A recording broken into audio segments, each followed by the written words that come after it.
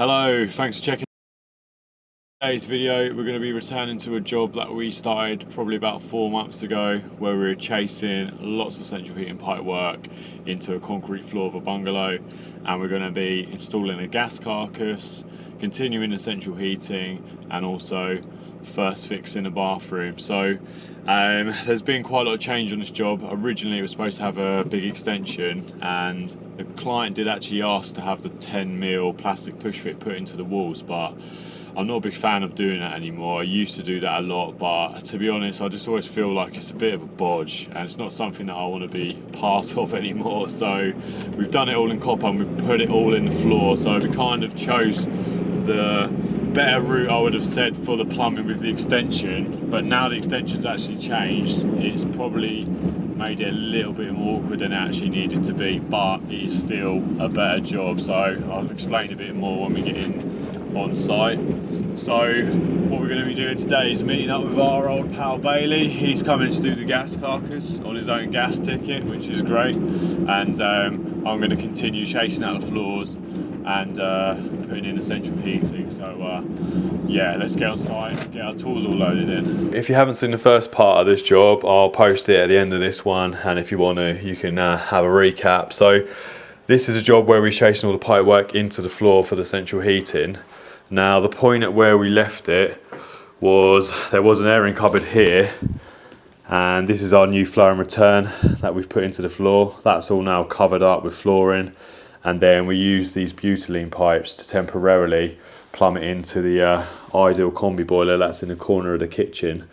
Now originally we had run a new central heating flow and return all the way through this front room, and we had left some like dead legs over in the corner past that radiator, but they've now been covered up because there's no longer going to be an extension. So what I've done is I've saved you watching the monotony of me chasing this all out. So I've just been chasing all this out to accommodate some new radiators. So this is the new bathroom. So we've got some new stud work being put up here by the owner, and then we've got a towel rail just going over here. So I've just chopped all the floor out, chopped the wall out, so the pipe work will be nice and neat going into the towel rail. And then from this point, come this way, and we're going to have a vertical radiator, which is now going to be the kitchen. So originally this is all going to get knocked through, made bigger, but it's all staying the same now. So yeah, vertical rad going there. So now that we've got all the chasing done, we've drained down the central heating system, and I just need to tee off these copper pipes here. So T to come this way in 15mm, and then T to come that way in 22.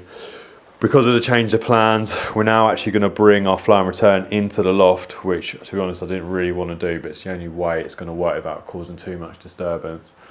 Run that way all the way, run that back all the way into the loft, and then pick up our boiler again, which is located over there in that cupboard. So yeah, it's been a little bit tricky, a couple of hours of chasing. While I've been doing that, Bailey has already put in a new gas carcass. Right, so Bailey's been busy putting in this new gas carcass. So as you can see, the customer's putting a new roof here on this garage, and we've had to update the gas carcass to move the old barrel stuff out of the way. So this is run all the way to 28 to the main loft, and then we just pick up the existing copper gas carcass above the boiler. So yeah, he's been getting on with that. Quite handy, the roof was off, made it nice and simple. So yeah, let's get this all drained down and let's start piping up these rads.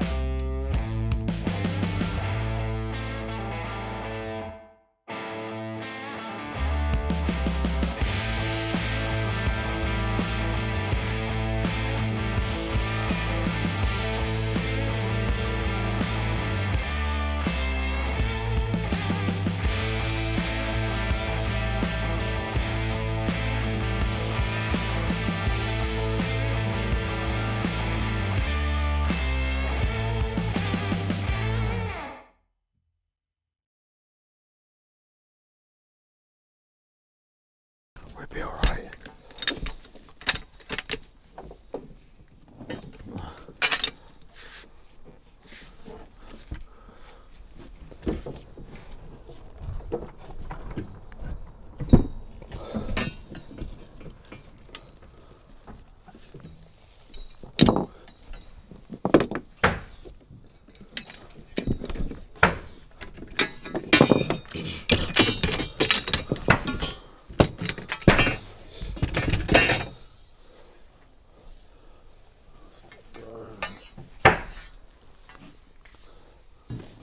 I'm free falling.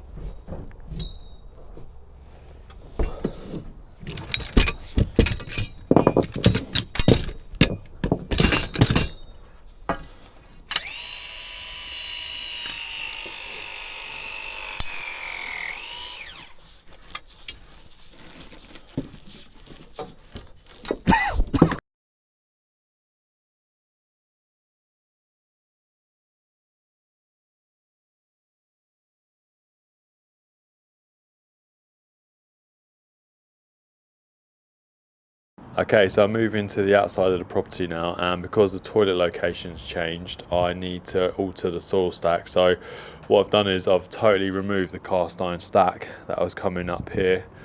I've used a DC1 adapter, so this is a McAlpine product. You can push that straight into a clay pipe or a cast iron stack. So I was initially just going to cut the cast iron stack at low level, but it was so loose I just pulled it out. So I've just popped the DC1 straight into there. So from that point there, my new toilet location is just going over here. So I've just cored through a new hole, and as you can see we should be fine for levels. So I'm just going to take it above this waste here. So this waste is just temporary so they can carry on using the existing bath, but I need to kind of leave that accessible for the new bath waste, or similar sort of height anyway. So run the saw pipe along here over the top of this gully so we can still leave that accessible straight into here. So we'll put a T-piece on there, and then there will just be a new bit of stack pipe going above. So I won't actually take it above the roof line. I will just use an external air admittance valve and just place it high level. I don't like the look of bringing it over, it just looks pad. So yeah, let's go on with that.